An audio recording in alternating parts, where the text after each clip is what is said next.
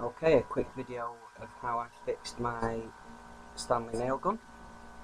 First of all, you need to disassemble it, so you need to take out this bottom left Allen key here, and on the front you want to take out these two top Allen keys. Once they're all out, you can remove the bottom and then take out these screws, which will show the housing. As you can see, inside is full of glue, so it's advisable to start taking all of that out, and then at least you can start testing components. Once the board's out, I found that out of the two main fuses that are inside, which are located here, they're the main ones that you want to test. In my case, it was the one on the right. Once you remove all the plastic coating, you'll see this fuse, and it's quite heavily soldered in, so just be careful. Or you could just even clip the ends, up to you.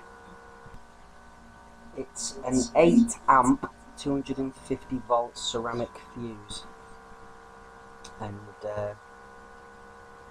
what you can do is make it a little bit more future proof, like what I've done here, by adding some clips and a little bit more coating. Once you've reassembled it, it should be good as new, like mine was.